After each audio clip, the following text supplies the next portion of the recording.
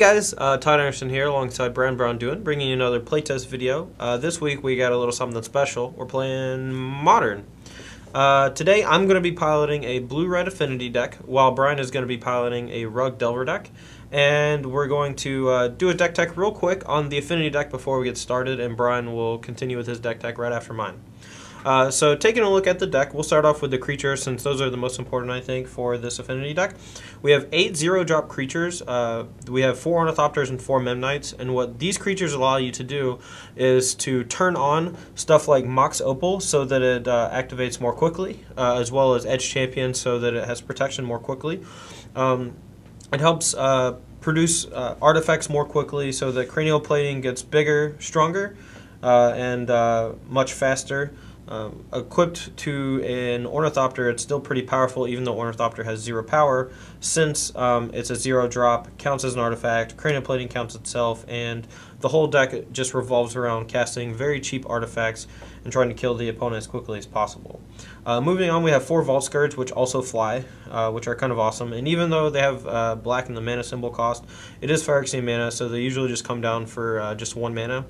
When you're getting lower on life totals in some matchups, you can use Mox Opal and Springleaf Drum to tap for black mana to actually just cast the Vault Scourges in a pinch. With Cranial Plating, Vault Scourge is almost impossible to race from most of the other aggro decks if he connects like once or twice. We have 4 Steel Overseer, which when combined with all the cheap artifact creatures as well as the man lands, which we'll get to in a second, Steel Overseer can produce just like this insurmountable board presence that's very hard for a lot of decks to deal with unless they're trying to kill you with like a specific combo. The 4 Signal Pest, even though they cost 1, help make your Memnites and Ornithopters better, as well as making your man lands better. And then we have 4 Edge Champion, which is probably the best creature in the deck. Even though it's the most expensive, it's very, very tough for a lot of the slower decks in the format to deal with. And most of the time you can bet that once it hits play, it's not going to leave play until the game's over. The utility spells, we have the obvious 4 Cranial Plating, which are just bananas with any creature that flies, because then it's much harder for your opponent to deal with.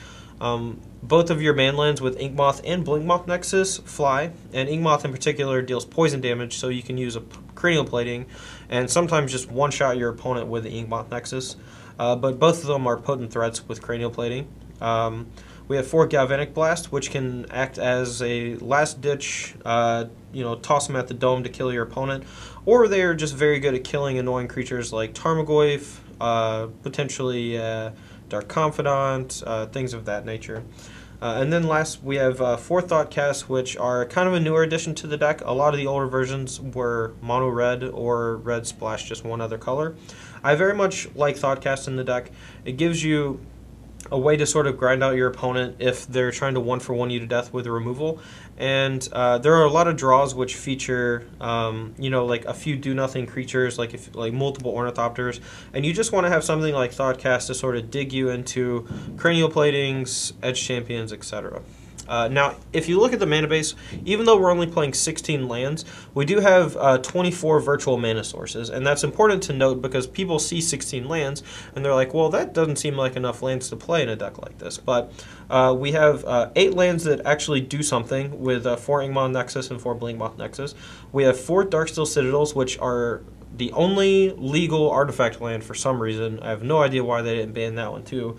And then we have a pair of Glimmer Voids that help us tap for our red and our blue, 1 island and 1 mountain, and this is just, we could play Shivan Reefs, but there are so many Path Exiles in the format that we wanted to have a basic or 2 to be able to fetch up, and I think that having 1 of each basic is just good enough, but there might be some argument to be playing Shivan Reef and just like no basics and not care about Path Exile, but whenever your opponent Path Exiles you, it'll feel much better when you get to go get the land to help cast your Galvanic Blast or Thoughtcast or potentially a sideboard card. Then we have 4 Mox Opal, which is one of the better cards in the deck in my opinion. It allows you to cast your colored spells as well as accelerate at a very rapid pace. It's not uncommon to play on the first turn like Ornithopter, Springleaf Drum, a land, and then you play Mox Opal, and then you cast a Steel Overseer, or something like that. Those kind of draws happen very often. Moving on to the sideboard, we'll go over it real quick. We have 3 Blood Moons to punish any deck that has very greedy mana base. It's very good against like Jund. It just demolishes like the 4 and 5 color control decks, and it hurts the Urzatron decks very much. We have 3 Spell Pierce, which come in against combo and control to help slow them down, keep them off of their bigger spells, and usually you just need to have something to stall out one of their spells in order for you to buy yourself 1 extra turn to kill them.